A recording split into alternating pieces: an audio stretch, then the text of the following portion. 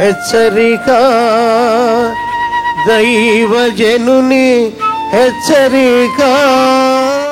సంతోషం అనేది ఒక ఫలం అండి. సంతోషం అనేది ఒక భావం, ఒక ఉద్రేకం, ఒక మనోభావం. ఎన్ని కష్టాల్లోంచి వెళ్తున్నా, ఎన్ని శోధనలోంచి వెళ్తున్నా, ఎటువంటి పరిస్థితుల్లో ఉన్నా ఎవరూ తీసివేయలేని సంతోషం కలిగి ఉండేవాడే క్రీస్తు సంబంధి. నా సమాధానాన్ని మీకు ఇచ్చి వెళ్తున్నాను, లోకం ఇచ్చినట్లు కాదు, నా సమాధానాన్ని మీకు ఇచ్చి వెళ్తున్నాను ప్రభు చెప్పాడు. ఇంకొంచెం సేపట్లో సిలువెక్కబోతున్నాడు, శీలలతో ఆయన్ని కొట్టబోతున్నారు, ముఖాన్ని ఉమ్మివేయబోతున్నారు. ఇంకా ఏముందంటే ఆయన హృదయంలో, కాసేపట్లో నేను కొడతారని తెలిస్తే ఇప్పుడు ఏముంటుంది నీ హృదయంలో? గలిబిలి. అంటే లోకంలో ఉన్న పౌలు పడ్డన్ని శ్రమలు ఏ సేవకుడు పర్లేదండి. కానీ పౌలు మరల చెప్తున్నాడు, ఆనందించండి, మరల చెప్పుదను ప్రభువునందు ఆనందించండి, ఎల్లప్పుడూ సంతోషంగా ఉండండి. సంతోషం అనేది ఒక ఎమోషన్, ఒక ఎమోషన్గా నీ బ్రతుకులో ఎల్లప్పుడూ ఎవ్వరూ తీసివేయలేని సంతోషం ఉండాలి. ఎవరు నిన్ను తిట్టినా ఆ సంతోషం పోదు, ఎవరు నిన్ను విమర్శించినా ఆ సంతోషం పోదు, నీవే విధమైన ఇబ్బందుల్లో కష్టాల్లో ఉన్నా కూడా పోనటువంటి సంతోషము, అది క్రీస్తు ఇచ్చేటువంటి సంతోషం. క్రీస్తుతో సహవాసం చేసేవారు, దేవుని వాక్యానుసారంగా నడుచుకునేవారు అలాంటి మనోభావాలతో నింపబడి ఉంటారు. మనకి సమయంలో త్వరగా వెళ్ళిపోదాం. సమాధానము, దీర్ఘశాంతము, దయాళుత్వము, మంచితనము, విశ్వాసము, సాత్వికము, ఆశా నిగ్రహము. ఈ ఆత్మ ఫలం, ఇదంతా ఫలాలు లేండి, ఫలమే, అంతా ఒక గుత్తే. ఒకటి ఉండి ఒకటి లేదంటానికి కుదరదు, అన్నీ కలిపే ఉంటాయి. శుద్ధ హృదయములో, క్రీస్తు రక్తములో కడగబడిన హృదయములో ఈ శరీర కార్యాలు అనే వైరస్ నుంచి విడుదల పొందినప్పుడు, క్రీస్తు రక్తంలో కడగబడి స్వస్థత పొందినప్పుడు, మనకు తెలియకుండానే మన ఆలోచనలు, మన తలంపులు, మన క్రియలు, మన మాటలు, మన జీవిత శైలి మారిపోతుంది. క్రైస్తవ జీవితం అనేది 24/7 మరణము వరకు నమ్మకంగా ఉంటూ జీవకరీటం ఇస్తాను. చాలామంది లెంట్ ఆచరిస్తున్నారు, మంచిదే. 40 రోజులు నీచు తినకూడదు, పువ్వులు పెట్టుకోకూడదు, సినిమాలు చూడకూడదు, సిగరెట్లు తాగకూడదు, అసలు ముట్టుకోకూడదు. ఎన్ని రోజులు? 40 రోజులు అయిపోయిన తర్వాత మొత్తం బాకీ తీర్చేసుకోవచ్చు. ఏంటంటే అది కాదు భక్తి. ఈ 40 రోజుల్లో నువ్వు నిజంగా పరిశుద్ధపరచబడితే నీ జీవితకాలం అంతా వాటి జోలికి నీవిక, వాటి మీద నీకు ఆశ లేదు. ఇక అది ఒక ఆచారంతో కూడిన లెంట్గా ఆచరించొద్దు, కానీ మీ జీవితాన్ని మార్చుకోవడానికి ఈ ఉపవాస ప్రార్థనలు ఉపయోగించుకోనండి. రూపాంతరం పొంది మీలో ఉన్న ఈ శారీర కార్యాలు అనే ఉద్రేకాల నుంచి విడుదల పొంది ఆత్మ ఫలాలు మీరు ఫలించినట్లుగా ప్రభు సన్నిధిలో ప్రార్థించినప్పుడు మనం రూపాంతరం పొందుతామండి. రూపాంతరం పొందుతాం. ఒక గొంగలి పెరుగు సీతాకోక చిలుకగా మారిందంటే కొంతమంది నమ్మరు, సైన్స్ తెలియని వాళ్ళు లేక పుస్తకాలు చదవని వాళ్ళు. ఊరుకవయ్యా, ఆ గజ్జి గొంగలి పెరుగు ఏంటి, ఆ దురద గంగలి పెరుగు ఏంటి, అది రంగురంగులుగా ఎగిరే సీతాకోక చిలుకగా మారటం ఏంటి అని వాదించాడు పల్లెటూరులో ఒక ముసలాయన నాతోటి. ఇట్లాంటి పిచ్చి పిచ్చి కథలు చెప్పక మాకు అన్నాడు. ఏంటంటే అవును, మరి ఆ గొంగలి పెరుగు గూడు కట్టుకొని కొంతకాలం కనిపెట్టినప్పుడు, అందులో నుంచి బయటకు వచ్చినప్పుడు దాని రంగు మారిపోయింది, దాని స్వభావం మారిపోయింది, దాని అలవాట్లు మారిపోయినాయి, అది సంచరించే స్థలాలు మారిపోయినాయి. ఒకప్పుడు అది మునగ చెట్ల మీద, ఆ ఎండిపోయిన చెట్ల మీద ఎండిన ఆకులు తింటూ ఉండేటువంటి ఆ గొంగలి పురుగు, ఒక పాపి కూడా అలాగేనండి. లోక కార్యాల్లో, అపవిత్రమైన కార్యాల్లో అనుభవిస్తూ ఏదో సాధిస్తున్నాను, ఏదో సంపాదించాను అనుకుంటుంటారు. ఒక గొంగలి పురుగుని ఎవరైనా చూశారంటే భలే ఉందని మీద ఎక్కించుకుంటారే ఏంటి.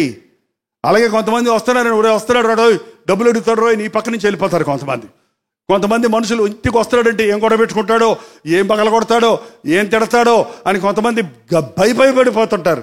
ఏంటంటే కొంతమంది జీవితం ఎవరికి ఇష్టంగా ఉండదు, అందరినీ బాధ పెట్టేదిగా ఉంటుంది, అటువంటి వేదనకరంగా ఉంటుంది. కానీ సీతాకోక చిలుక అదే గొంగలి పురుగు గూడు కట్టుకొని కనిపెట్టినప్పుడు, బయటకు వచ్చినప్పుడు దాని రెక్కలు, రంగురంగుల రెక్కలు వచ్చాయి. అది మురికి స్థలాల్లో నిలబడదు, అది చక్కగా ఆకాశంలో గాల్లో ఎగురుతూ ఉంటుంది. అది మురికి గుంటల మీద ఉండదు, ఎండిన స్థలాల్లో ఉండదు. అది నందనవల లాంటి పుష్పాల మీద ఉండి తొండంతో మకరందాన్ని జుర్రుకొని అది అందులో శ్రేష్టమైన పదార్థాల యందు ఆనందిస్తుంది.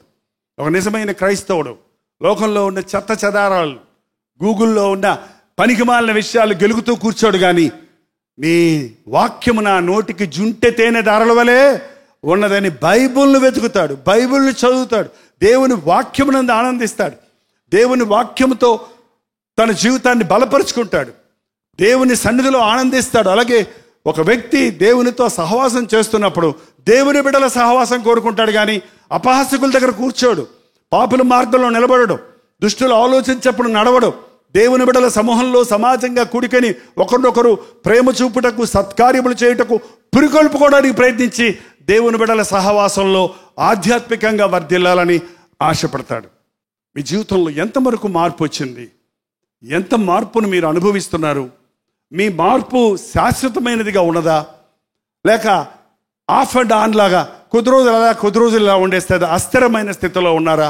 మీరు గమనించండి, దేవుడు మనల్ని ప్రేమించి ఏ దోషమైనా, ఏ స్థితిలో నీవున్నా, ఎట్టి స్థితిలో నీవున్నా నిన్ను కడిగి నూతన వ్యక్తిగా చేయగలిగిన వాడిగా ప్రభు ఉన్నాడు. ప్రార్థన. పరిశుద్ధుడా, నీకు వందనములయ్యా. ఈ సమయంలో నీ సన్నిధిలోనికి వచ్చిన ప్రతి ఒక్కరి హృదయంలో ఉన్న ప్రశ్నలకు జవాబులు దయచేయి. ఎందుకు, ఎలా, ఏమిటి అనే విషయాలలో ఎప్పటికప్పుడు ఇందుకే నేను ఏర్పరచుకున్నాను, ఇందుకే శ్రమను అనుమతించాను, ఇందులో నేను నీకు సహాయం చేస్తాను, ఇందులో నీకు నా నడిపింపును, నా చిత్తాన్ని బయలుపరుస్తానన్నా నీ మెల్లని స్వరాన్ని వినగలిగిన కృపలను మాకు దయచేయము. రక్షించిన వారికి రక్షణ దయచేయము. రక్షించబడిన వారు పరిశుద్ధపరచబడినట్లుగా మరొక్కసారి నీ సారూప్యంలోనికి మమ్మల్ని తీర్చిదిద్ది ఈ చీకటి లోకంలో వెలుగులాగా, ఈ సవిసారము లేని లోకంలో ఉప్పులాగా నీ సాక్షులుగా బ్రతుకుటకు మాకు సహాయం చేయము. యేసు క్రీస్తు నామములో అడుగుచున్నాము తండ్రి. మన తండ్రి అయిన దేవుని యొక్క ప్రేమయు, కుమారుడైన క్రీస్తు యొక్క కృపయు, ఆదరణకర్త అయిన పరిశుద్ధాత్మ యొక్క సహవాసమును కూడి వచ్చిన మనందరికీ ఇప్పుడును సదాకాలము తోడై ఉండను గాక. ఆమేన్, ఆమేన్, ఆమేన్.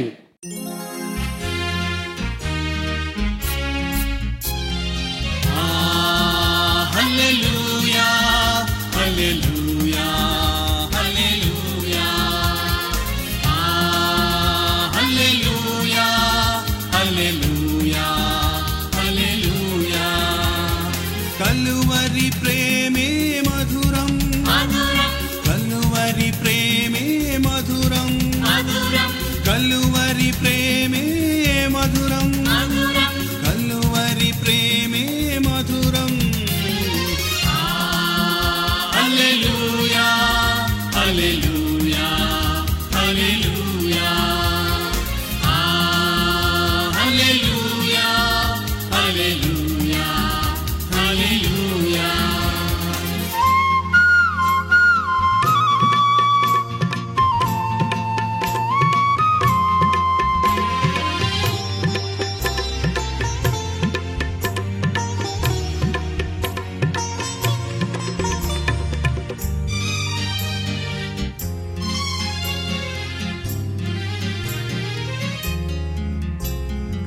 సిలువపైన విలువ త్యాగం చేసినావుగా,